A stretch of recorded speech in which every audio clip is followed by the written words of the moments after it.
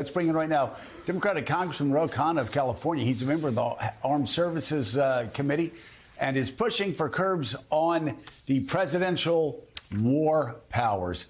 Congressman, on that topic, all I can say is the queue is very, very long. I remember Tom Campbell, a Republican, as well as other Democrats, complaining about Bill Clinton and his attacks on Kosovo and not getting authorization from Congress. Obviously, every president, it seems, including I remember Barack Obama in 2011 and the attacks on Libya, not getting congressional authority. And what's so interesting about this is, you might say, oh, well, if it's a Republican doing it, only Democrats are angry. If it's Democrat doing it, only Republicans are angry. In every single case, there seem to be members on both sides coming together and saying, hey, wait a second, you've got to come to Congress first before taking military action. Is that the case here as well? Joe, you're absolutely right. And presidents of both parties have violated the War Powers Act in Libya, in Yemen, now in Iran. And I came together with Thomas Massie to say you have to come to Congress. I think it made a difference. Look, I'm glad and relieved that we've gotten a ceasefire. I hope it holds. I spoke to Thomas Massie last night, and we said we're going to wait and see, and it may be moot in terms of getting a vote now on the War Powers resolution. But I think there are two things to realize here. One, this is the deepest anger that some of the MAGA base has had at Donald Trump. I mean, he really ran saying he was going to have no more wars, no strikes. You've got people like Marjorie Taylor Greene, Tucker Carlson, Thomas Massie saying, look, this is not what we were promised. And Donald Trump was angry. I mean, he's threatening Thomas Massie, putting his top political people there because he knows that the MAGA base was upset. And I think it's good that he actually listened to them, and he's now gotten a ceasefire. Thankfully, he's done that. The question, though, is now what next? I mean, we've seen in this country these mission accomplished moments. The question is, what's going to happen with the Iranian nuclear material that even J.D. Vance says they probably still have? They may make it covert. And the question is, are they going to kick out the inspectors? I hope the president is engaged in the hard work of diplomacy. It's much easier to start wars than to end them and engage in actually diplomacy to prevent Iran from getting the bomb. Congressman, I wonder if the U.S. bombing in Iran turns out to be a one-off, which is what we know President Trump hopes it will be.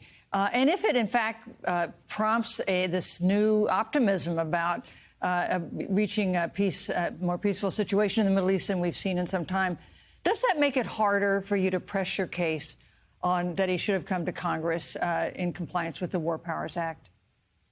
Not at all. Look, I was supporting President Trump when he was engaged in diplomacy. The reality is that Obama had a deal with the JCPOA. Tony Blinken lays it out, actually, in the New York Times. And the deal said that Iran couldn't enrich more than 5%, and that we had at least 1 year in terms of being notified if they got ever close to the bomb. And then Donald Trump came and he ripped that deal up in 2018. Many of us said, let's get into that negotiation. Had he come to Congress, I think he would have been forced to engage in a negotiation. Now he's going to have to engage in that negotiation anyway. And I think that it's important that he did hear Congress. It's because Massie, myself, and other members of Congress started speaking up, and the MAGA base and the left spoke up, that Trump turned away from the neocons and actually did get the ceasefire.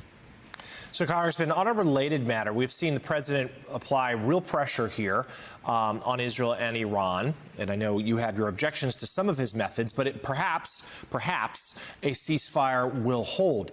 My question to you is, should he be using similar pressure, the weight, of his office for other global conflicts, perhaps the situation in Gaza? Would you like to see him take a similar tough tact to see what we've seen in Ukraine?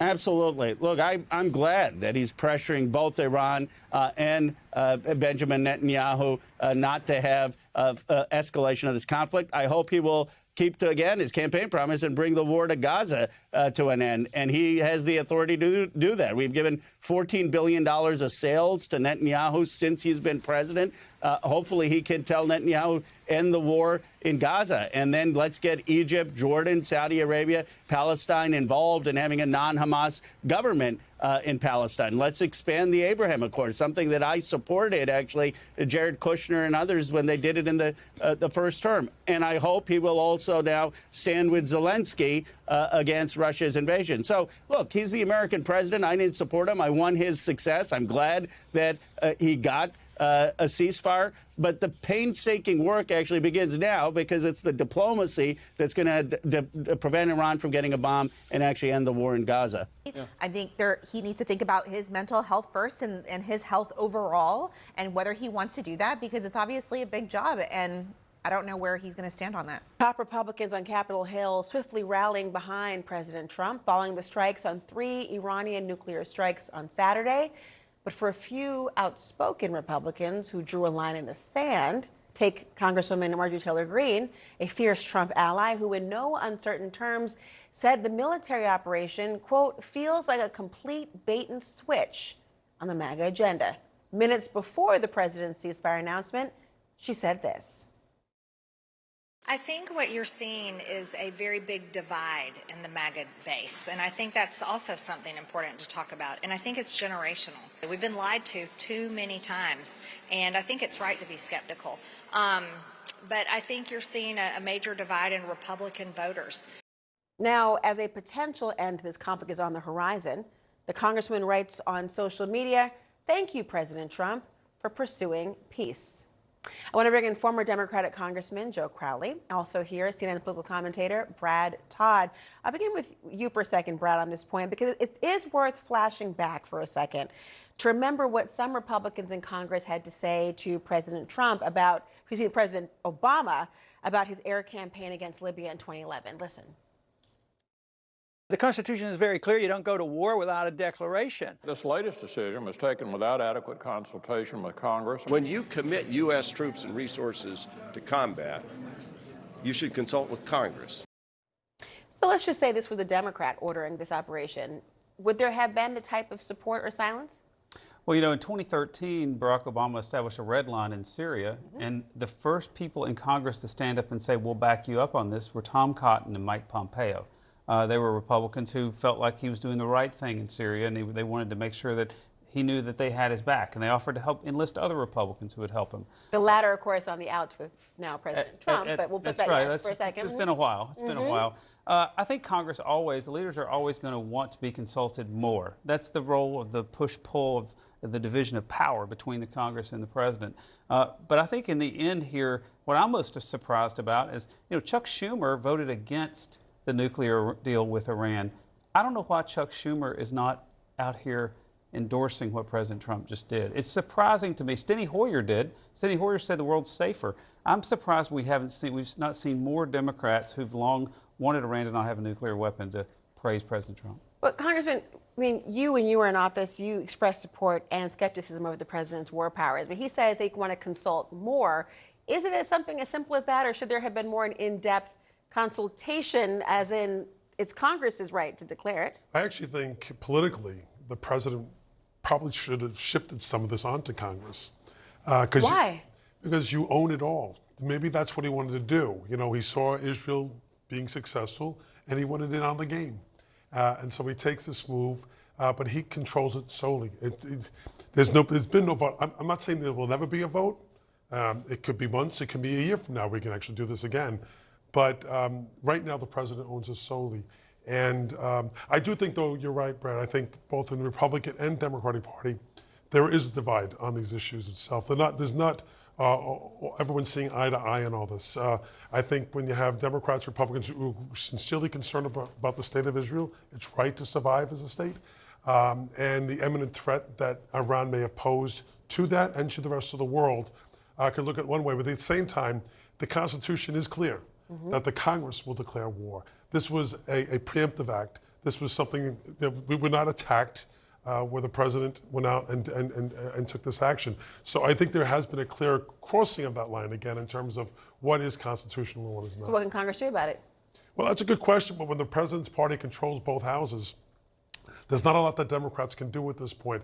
They can try to use some procedures within the Senate, fewer in the House. There is more opportunity in the Senate for senators to express their dismay. but less in the House. I mean, Democratic Congressman Alejandro Ocasio-Cortez speaking about impeachment as a solution. You've got Thomas Massey, who has his own views as well. I mean, Massey, of course, is facing a critique, shall we say, from President Trump on that point, saying that get this bum out of office ASAP. So, I mean, the clock is ticking there you on go. Thomas Massey's political career. The clock is perhaps ticking, but so is, in some ways, the unanimity among Democrats and Republicans. You've got some divide on these issues. There certainly are. There's a small group of what I would call doves in the Republican Party, but it's the terrarium compared to the size of the garden that's the rest of the party. You know, CNN's polling last week showed that 69% of Republicans felt like strikes would be in order. I guarantee you now, after President Trump did them in a decisive way and did them successfully, that number of 69 is about 99. The only people who now think this was a bad idea are Thomas Massey and a few internet commentators on the Republican side. Strength is the new ideology of the Republican Party, and he demonstrated it. Do you think, I mean, Massey stands alone in his viewpoints on that? I mean, obviously, you have to wonder if this is a bit of a slippery slope. If you are doing something preemptive and going around what Congress can do, does this start a trend that concerns all congresswomen and congressmen? I think what the president did very quickly was to get right on Massey. You want to send a message to the rest of the members of Congress, especially the members of MAGA movement and the Republican Party. Get on the person right away who's outspoken against you. And he's done this before to Massey. Massey's been a target for But he's strongly anti-Israel. He votes with AOC and the squad every time on Israel. He votes like Bernie Sanders when it comes to this. There's just not a Republican who's ever been this anti-Israel in our memories. This is bad for Trump. He's going to because again, the Congress is still debating his ability to do war, and given the unilaterally, of course, his ability to do it without congressional consent, and so he's gone to Congress and tried to beg them to just let him do it. And you say, oh well, this conflict is over, at least according to Donald. But as we saw earlier this morning, and we'll be talking about this throughout the day, it looks like this ceasefire, whatever you want to call it, between Iran and Israel, or United States and Iran, whatever, that it's at the very least, let's say, tenuous and likely never truly existed, given the actions of everybody involved, right? Like, this wasn't a real deal, bona fide ceasefire, and so there may come a time in the immediate term, or maybe just in the next few months, but during Trump's remaining presidency, which is a few years, I'm sorry to remind you that we're just a few months in, that there's going to become another time where Trump is going to do something like this, whether it's to Iran or to some other country. And this needs to happen now so that Trump and indeed future presidents, Democrat or Republican, are forced to get congressional approval. And what you're seeing is bipartisan support for the idea that Donald Trump not only broke the law, but bait and switched the American people, because it wasn't just, technical questions of when and where a president can do a strike. It was that Trump said all along, I am the pro-peace candidate, and she, Kamala, is the pro-war candidate. And we knew that was BS. We knew that, one, American foreign policy is often similar across party lines. To draw this clear distinction is asinine, but if anybody's the pro-war candidate, it would have been Trump, right? And so he bait and switched his own voters, and people feel betrayed, which is why you see progressives like Kavanaugh and MAGAs like Green go out against him.